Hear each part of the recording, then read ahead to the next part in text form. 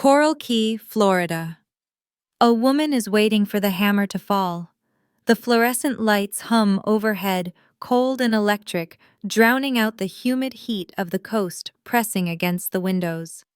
I am Chelsea Brooks, and 10 feet away, my parents are laughing. They believe they have already erased me. They think the missing will gives them the right to gut my grandmother's legacy and throw 30 people onto the street. But they don't know I am holding the one thing that can destroy them. I look at the folder in my lap, heavy as stone, and realize I am not here to mourn. I am here to fight. Like, share, comment, and subscribe to our channel. We always appreciate the time you spent here with us. Here is my story. The fluorescent lights in the probate court hallway hummed with a low electric frequency that felt like it was drilling directly into my temples. The wooden bench beneath me was hard and cold, seeping a chill through my dress uniform that had nothing to do with the air conditioning. I stared at the scuffed linoleum floor, clutching a manila folder so tightly my knuckles had turned the color of old bone. That folder felt heavier than the rucksack I carried during training exercises in the Army Reserve. It felt heavier than armor. It contained the only ammunition I had left. 10 feet away, my parents Daniel and Joyce Brooks were chatting with their lawyer. My father threw his head back and laughed at something the attorney said, a booming, confident sound that echoed off the sterile walls. My mother smoothed the lapel of her expensive black blazer, her face relaxed, her posture easy. They looked like people waiting for a table at a nice restaurant, not parents waiting to face their daughter in front of a judge. They looked like they had already won. I watched them, feeling a bitter bile rise in my throat. In a few minutes, my own parents would try to erase me from my grandmother's life, again. The heavy oak door to the judge's chambers creaked open, and the clerk stepped out, calling our case number. My stomach dropped like I was in free fall.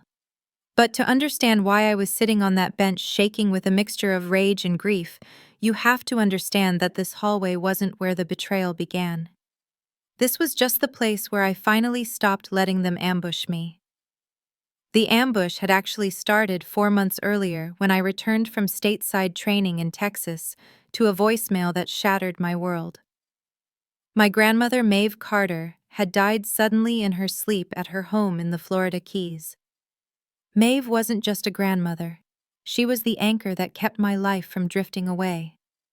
As I drove down the overseas highway, the ocean blurring past me, I wasn't thinking about logistics. I was thinking about the little girl who used to sweep sand off the porch of Maeve's pastel-colored cottages, earning $1 and a glass of tart lemonade. I remembered late nights eating grilled cheese and key lime pie at her kitchen table while she went over the books. Maeve had a mantra she repeated like scripture: people first, profit later, or not at all. It was the philosophy behind the 8 small beachfront cottages she owned. She rented them cheap to veterans, single moms, and working families who had nowhere else to go. It was her rebellion against the predatory developers swallowing up the coast. I had sacrificed my 20s to help her keep that rebellion alive. While my friends were partying or traveling, I was taking extra logistics shifts to send money home when my parents were struggling.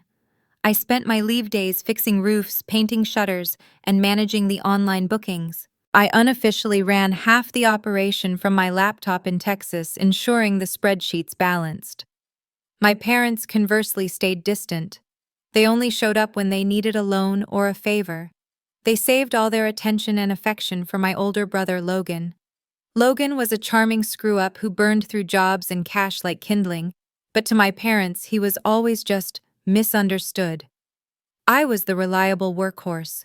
Logan was the golden child who needed protecting. The first signal that something was wrong came at the funeral.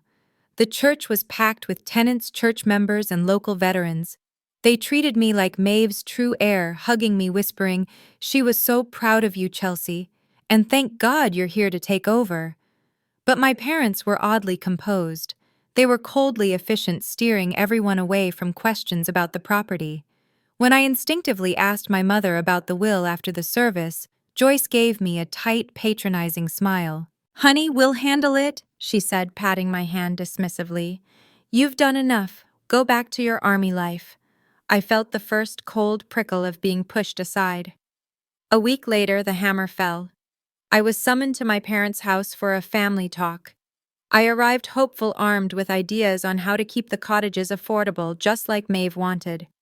I sat at the dining table where I'd eaten 1,000 meals waiting for us to grieve together.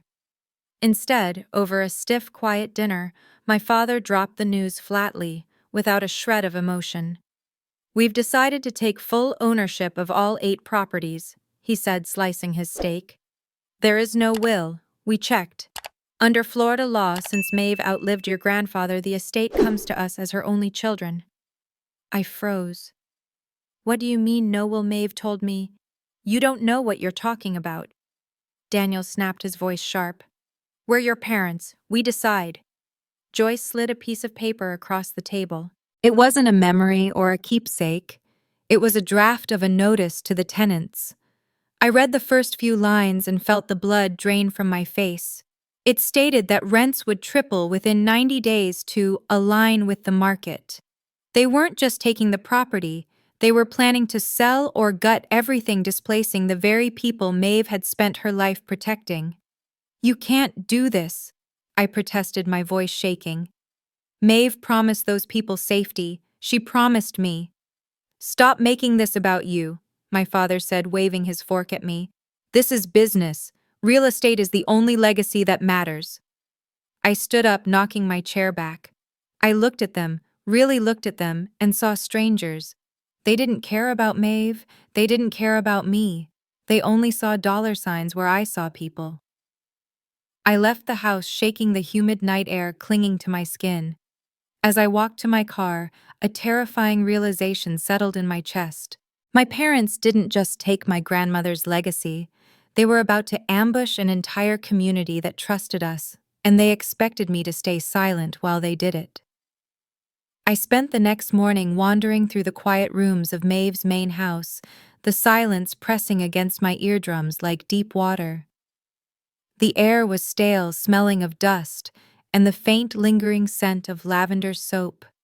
Every time I closed my eyes, I heard the audio loop of my father's voice from the night before echoing in the empty hallway. No will, no choice. It wasn't just the theft of the property that haunted me. It was the precision of it. My own thought, sharp and jagged, cut through the grief. They didn't just cut me out, they tried to erase me. I stood in the kitchen staring at my phone. Ethan, my boyfriend, or maybe ex, things were complicated, kept texting me from Texas asking when I was coming home. It would be so easy to just leave. I could pack my bag, drive north, and forget that the Florida Keys ever existed. I could focus on my logistics career and leave this mess to the sharks. But then my hand brushed against a stack of index cards on the counter. Maeve's recipe box. I flipped through them looking for comfort, but instead of ingredients, I found her life in the margins. On the back of a card for conch fritters, she had written in her looping script, "Remember to drop rent for Mrs. Ruiz this month, her husband's in the hospital." Another card had a note about buying a graduation gift for a tenant's daughter. These weren't the records of a landlord, they were the diary of a caretaker. A sudden fierce rage replaced my desire to run. I realized I had sacrificed enough for this family, shrinking myself to fit their narrative. This time I had to fight back. I grabbed my keys and headed for the door, intending to drive to the cottages. As I stepped off the porch, a voice called out from the neighboring yard. It was Mr. Gavin Cole, a retired Marine and one of Maeve's longest-term tenants. He was leaning on a rake, looking weathered and grim. He waved me over and pulled a worn, sealed envelope from his back pocket. He told me Maeve had asked him to hold on to it, specifically instructing him to give it to me. "If anything ever happens to me and your parents start circling like sharks." My chest tightened. Maeve had known. I tore open the envelope right there in the driveway. Inside was a single sheet of paper with a short note. "Chelsea, if I'm gone, check the safe deposit box at Coral Key Bank.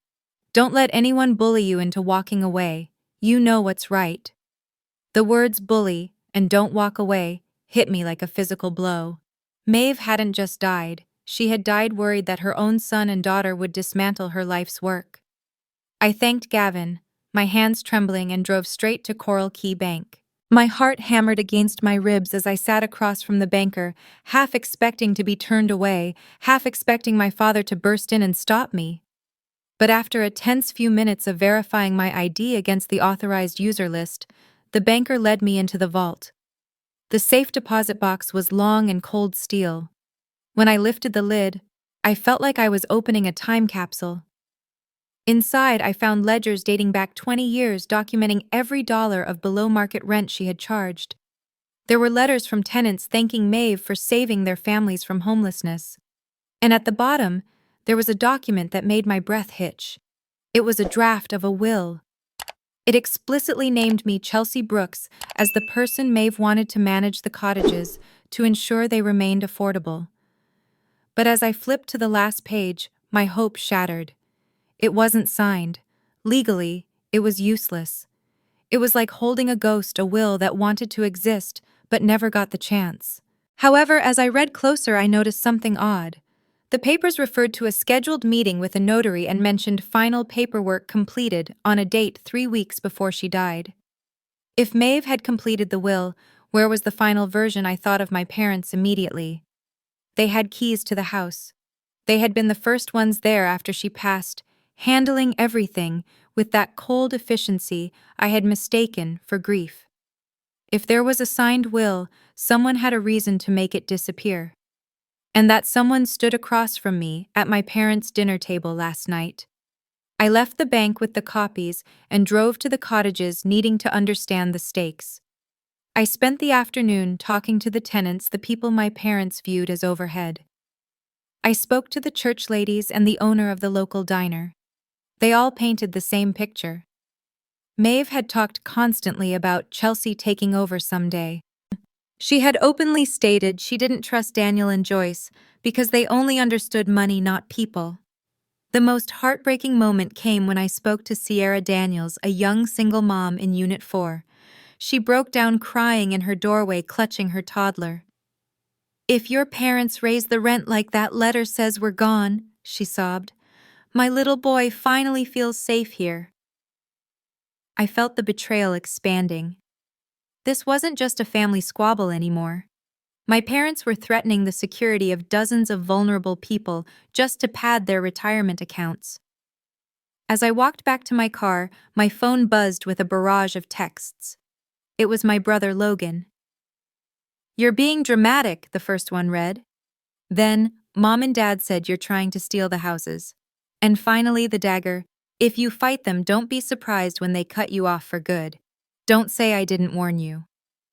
I stared at the screen, the blue light illuminating the darkening parking lot. My own brother was weaponizing my worst fear, being cast out of the family, just to make their lives easier. I stood there listening to the ocean crash against the shore, realizing the magnitude of what lay ahead. If I pushed this, I might lose my parents, my brother, and any illusion I ever had of being wanted. The question was I willing to lose all that to protect what Maeve built? I knew I was out of my depth, so I stopped trying to be a granddaughter and started acting like a soldier. I drove straight to the office of Rebecca Klein, a local attorney with a reputation for fighting ugly estate disputes and a workspace that looked more like a war room than a law firm. Rebecca listened to me without interrupting, her sharp eyes scanning the unsigned draft, the ledgers from the bank and Maeve's handwritten note. When she finally looked up, her expression was grim. "I can't promise you a happy ending, Chelsea," she said, leaning back in her creaky chair. "But I can promise your parents won't erase you quietly." She explained that if a signed will existed and had been destroyed, we were looking at potential fraud, but accusations meant nothing without proof. We needed a paper trail that my parents hadn't thought to burn.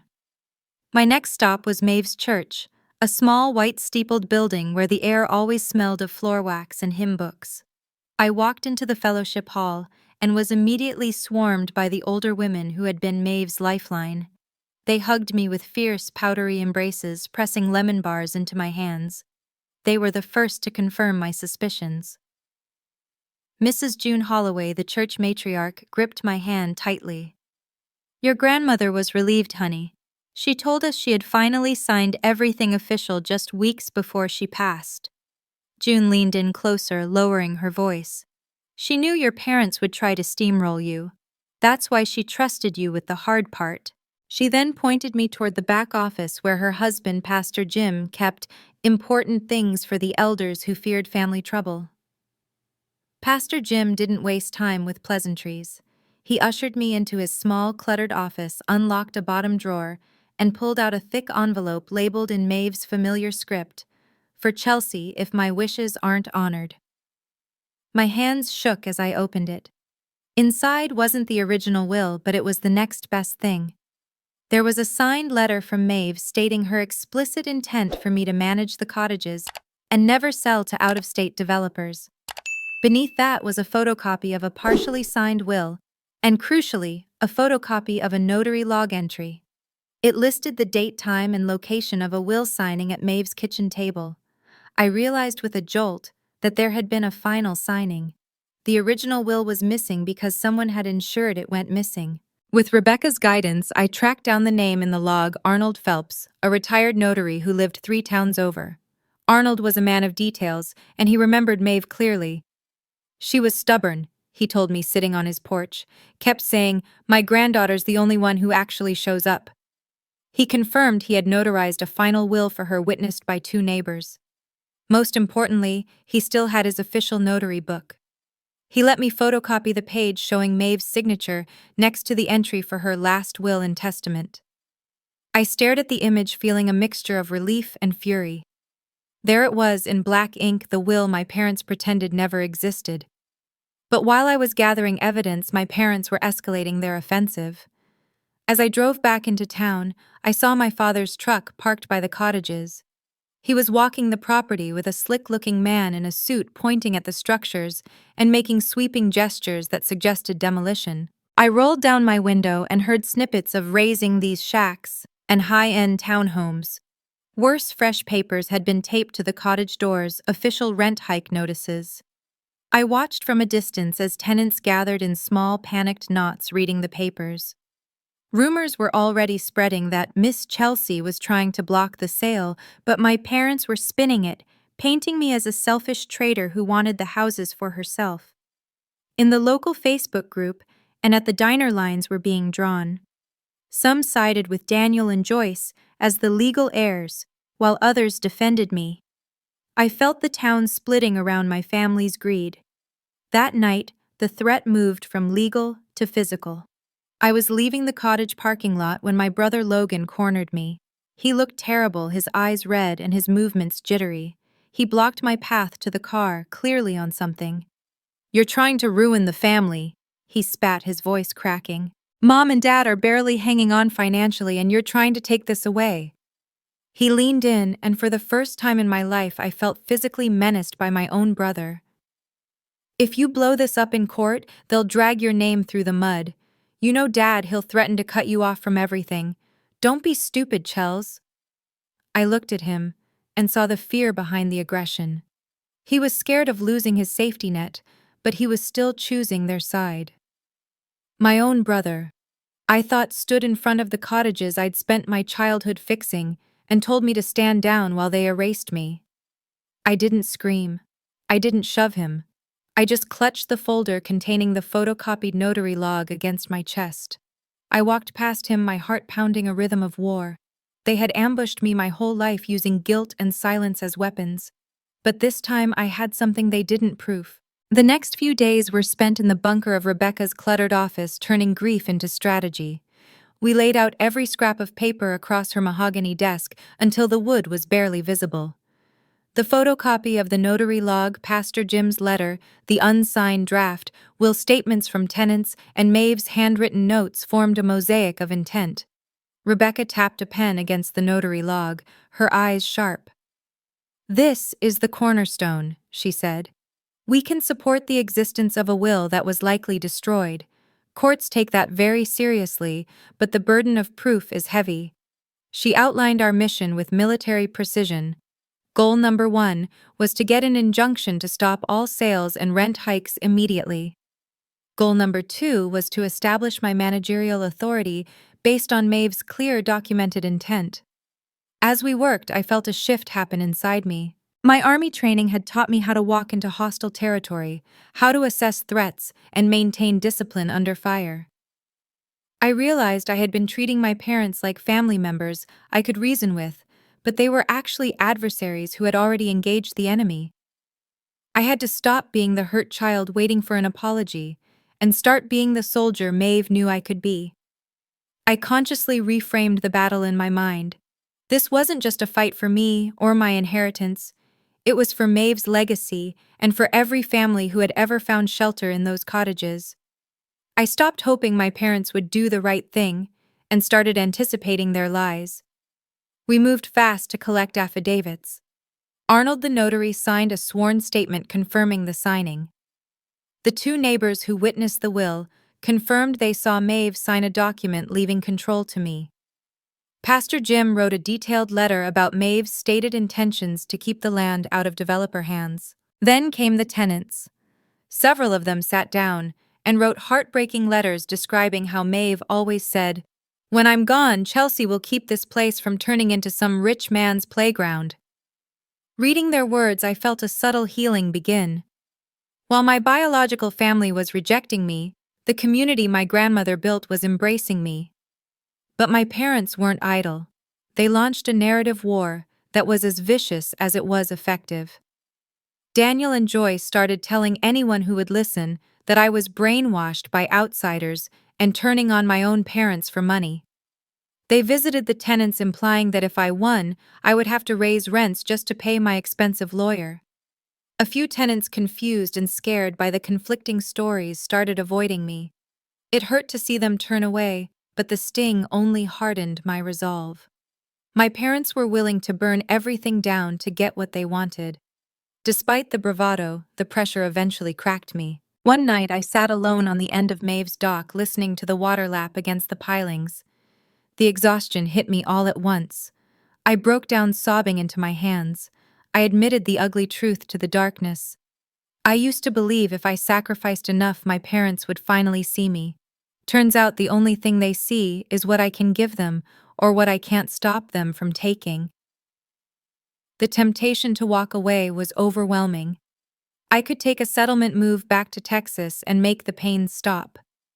But then I remembered the note in my pocket, Maeve's looping handwriting commanding me, "Don't let anyone bully you into walking away." I wiped my face. I chose right then I would not back down even if it meant being officially disowned. The morning of the hearing, Rebecca advised me to wear my army dress uniform. "It signals discipline, service, and credibility," she said. "It reminds the judge who you are." We rehearsed the difficult questions. Did you ever threaten your parents? Why do you believe your grandmother wanted you in charge? My answers became calmer, more focused. I wasn't frantic anymore. I was stepping into the role of protector, not victim. Walking into the courthouse felt different this time. The fluorescent lights still hummed and the smell of old coffee still lingered, but I wasn't the same person who had sat on that bench crying a week ago. My parents were there, smirking near the front with Logan lurking in the back row looking at his shoes. But on the other side of the aisle, the benches were full. Tenants, church members, and neighbors sat in silent solidarity, some holding hands. For once, they weren't just watching me be ambushed. They were watching me stand my ground. The bailiff called, "All rise," and the judge swept in his black robes, billowing. He sat down and opened the case file, adjusting his glasses. He read the case description, potential destruction of a will, and paused. He looked up, his eyes scanning the room until they landed on me. His expression was unreadable, a mix of curiosity and severity that sent a shiver down my spine. The ambush was over. The war was about to begin. The courtroom air was stifling, heavy with the scent of floor wax and impending judgment. My parents' attorney, a smooth-talking man with a shiny suit, wasted no time painting a picture of Daniel and Joyce as grieving children trying to manage a complicated estate while dealing with an ungrateful daughter. Daniel sat there nodding solemnly, claiming on the record that there was never any will, and that I had always refused to help with the hard stuff, preferring to hide away in the army. Then my mother took the stand. She dabbed at dry eyes with a tissue, her voice trembling as she delivered the line that nearly made me launch myself out of my chair. "We sacrificed everything for our kids," she sobbed. "And now, after we've done so much, she's dragging us into court." The word sacrificed landed like a physical slap. I felt the heat rise in my cheeks, a burning mix of shame and fury. They were weaponizing the concept of sacrifice, the very thing I had built my life around, while ignoring every shift I took to pay their bills, every roof I patched, every time I cleaned up Logan's messes. They were using my service as a shield for their greed. Rebecca touched my arm, grounding me. "It's time," she whispered. She stood up and asked permission for me to approach the bench. I walked forward, my dress shoes clicking on the hardwood, and handed the judge the packet we had prepared. It was chronological, meticulous, and damning. The judge, an older man with wire-rimmed glasses and a face etched with skepticism, took the folder. He opened it and began to read. The room fell into a suffocating silence. He skimmed the unsigned draft will, flipped to Pastor Jim's letter, read the affidavits, and then stopped at the photocopy of the notary log. He paused, adjusted his glasses, and reread the page. Then he let out a short, startled laugh. It wasn't mocking. It was the sound of someone who had just found the punchline to a very dark joke. He looked over the rims of his glasses at Daniel and Joyce, his eyebrows raised. "Well," he said, his voice cutting through the room, "this is interesting." My parents shifted uncomfortably. The confidence evaporated from their lawyer's face. The room buzzed with a sudden shift in energy. Then it was my turn to testify. I didn't cry. I didn't tremble. I spoke with the clarity of a logistics officer giving a briefing. I talked about growing up in the cottages, about Maeve telling me I would be the protector of this place. I described watching my parents ignore the property for decades unless they needed quick cash. Then I looked directly at the judge. "Your Honor, when my grandmother died, my parents ambushed me with a decision that was already made. When I asked about Maeve's will, they lied to my face. They didn't just try to take the property, they tried to erase me from the story." My voice cracked on the word erase. A fracture of pain I couldn't hide, but I took a breath and recovered, grounding myself in the truth. The real unraveling happened during cross-examination. Rebecca was surgical. She asked Daniel about the timeline of events after Maeve's death. Under the pressure of her rapid-fire questions, Daniel's arrogance got the better of him. He slipped. He admitted he had gone through some papers at Maeve's house the morning she died, hours before I arrived, or the authorities were fully involved. Then, trying to justify himself, he blurted out, "I didn't think a will leaving control to a 20-something was fair anyway." The courtroom gasped. He had just implied he knew what the will contained. Joyce tried to fix it when she took the stand, but she contradicted him, claiming they never saw any papers. The judge zeroed in on the discrepancy between when they filed for inheritance and the date of the notary log. The judge raised a hand, silencing the lawyers. He leaned forward, clasping his hands. "Let me be clear," he said, his tone dropping to a dangerous baritone. "While we do not have the original document, the combined evidence strongly suggests a valid will existed. Its disappearance while under your exclusive access is deeply troubling. This court smells fraud." My parents froze. Logan looked like the floor had fallen out beneath him. The judge continued, "I am ordering an immediate halt to all rent increases, sales, or structural changes. I am granting temporary managerial authority to Ms. Brooks pending a full resolution." He looked at me, his expression softening. "Ms. Brooks, from what I see, your grandmother trusted you. This court will not casually discard that." The gavel banged, sounding like a gunshot. The judge recommended we move to mediation immediately, dropping a heavy hint that if my parents pushed this to a trial, he would refer the matter to the district attorney for criminal fraud charges. As the court adjourned, Daniel looked at me. The smugness was gone, replaced by naked fear. A tenant behind the rail reached out and squeezed my arm, whispering, "You did it." But I didn't feel victorious. I felt like someone who had just blown up the bridge to her own family. I had won the battle, but the war had left a crater where my home used to be. Now the question was, what would I build in its place? Mediation was set for the afternoon. I had to decide how far my revenge would really go. The mediation room was a different kind of battlefield than the courtroom. It was smaller, uglier, and far more intimate. The walls were a suffocating beige, the air smelled of stale coffee and industrial cleaner, and the fluorescent lights buzzed with a headache-inducing brightness. I sat on one side of a scuffed laminate table with Rebecca, my hands folded on the file that had won the day. On the other side sat Daniel and Joyce, flanked by their tired-looking lawyer. My brother Logan wasn't there.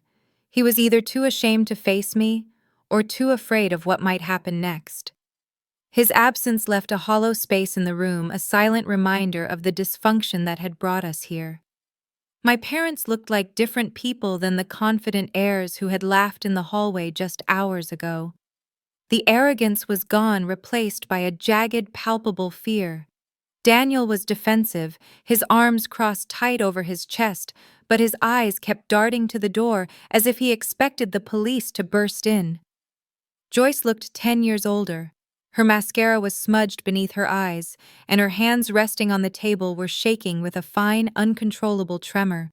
They insisted weakly that they never destroyed anything, but the fight had gone out of their voices. Rebecca didn't look up from her notes. She calmly laid out the reality of their situation. "We are prepared to file a formal complaint regarding the missing will," she said, her voice even. "If the court finds evidence of fraud, you aren't just looking at losing the property. You're looking at criminal charges, fines, and complete financial ruin."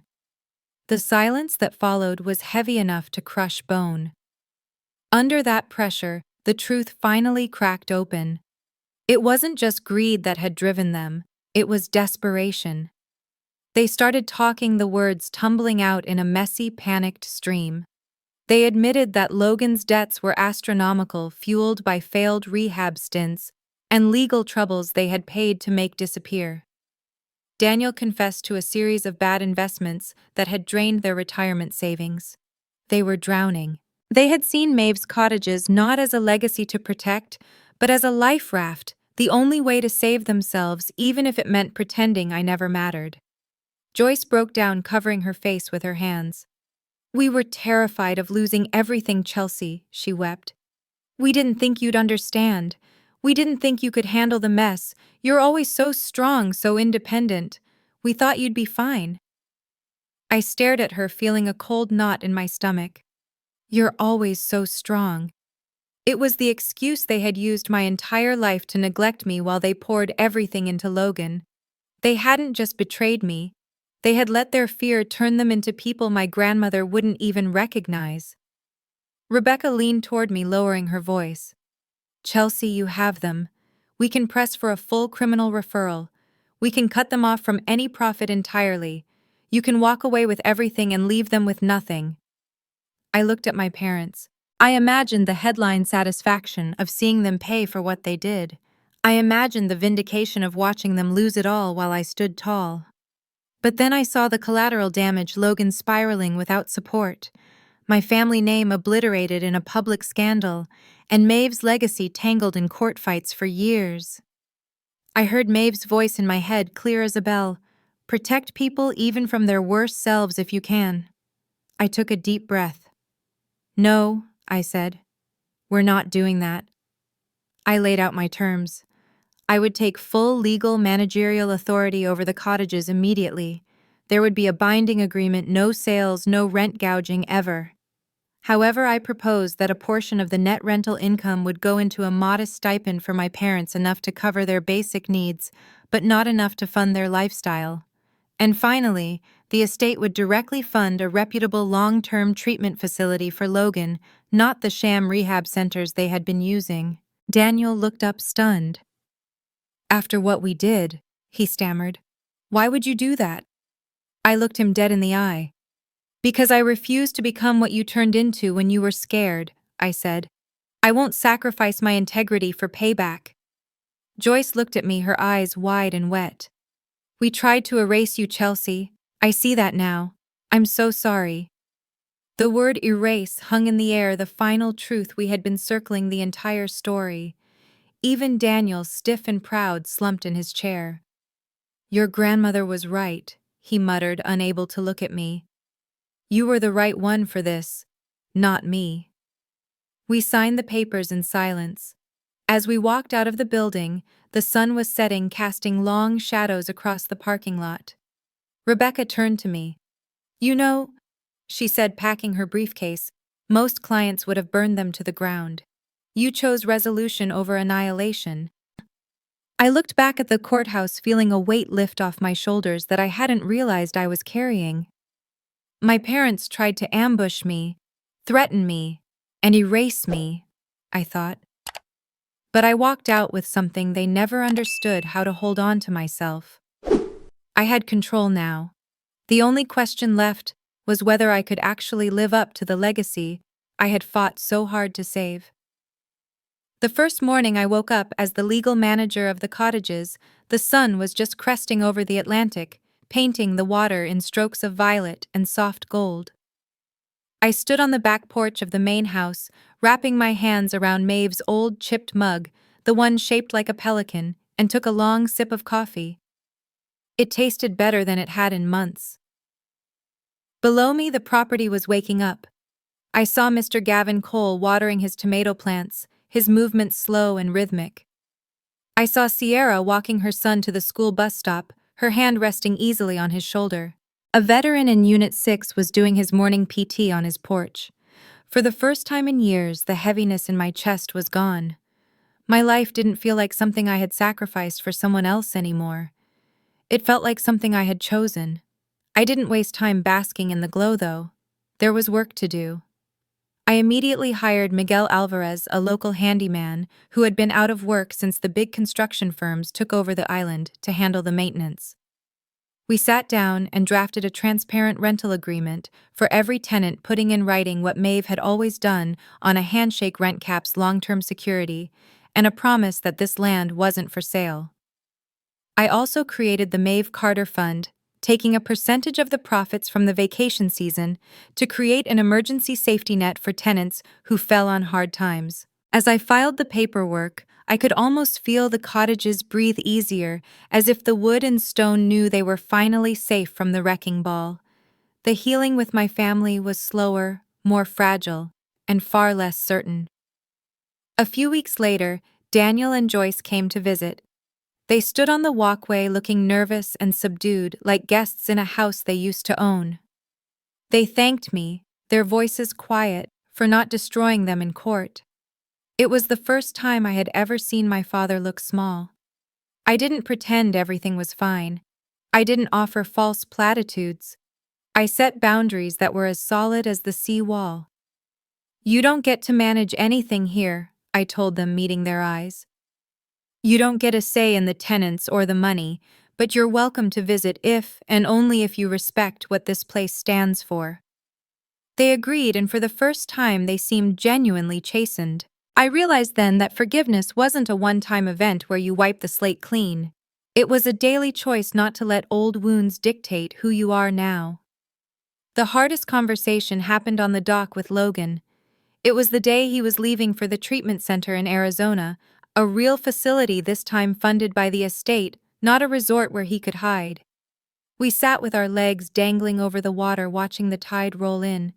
He looked better, but the shame was etched deep in his face. "I let Dad pit us against each other," he admitted, his voice barely audible over the wind. "I let him use me as an excuse to hurt you." I looked at him, seeing the brother I used to play tag with before the money and the drugs got in the way. "Get better, Logan," I said. "That's how you fix this. Stop being part of the story of what they did to me and become part of what we build next." He hugged me then, a desperate, grateful embrace, and I watched him walk away with a sliver of hope I hadn't felt for him in years. That night I sat at Maeve's desk and opened a fresh journal. I found the letter she had left for me and copied a line from it onto the first page: "Protect them, and be wary of those who want what they did not earn." Beneath it, the ink still wet, I added my own entry: "Forgive when it's safe. Fight when it's necessary. And never again let anyone ambush you into silence." I'm telling this story now, recording it for this channel, because I know there are people out there right now, sitting in cold hallways holding heavy folders, wondering if they're crazy for fighting back against the people who are supposed to love them. My parents tried to erase me from my grandmother's legacy. They lied, they threatened, and they sacrificed our relationship for a payout. But in trying to erase me, they ended up revealing who I really am. If you are listening to this, and your own family is trying to convince you that you don't matter, or that you're selfish for protecting yourself, remember this: blood can betray you. It happens every day. But your choices, your integrity, and the people you stand up for, when it costs you something, that is your real family. I looked out the window one last time. The sun was setting, casting long shadows across the grass. The wind chimes were ringing softly in the breeze, and I could hear a kid laughing in the distance. I locked the office door and nodded toward Maeve's old rocking chair on the porch, empty, but still moving slightly in the wind. "We did it," I whispered. And then I walked home. That brings us to the end of Chelsea's fight for her grandmother's legacy.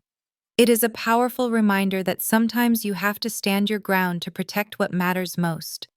If you enjoyed this narration, please hit the subscribe button and let us know what you would have done in her place. We read every single comment of your thoughts.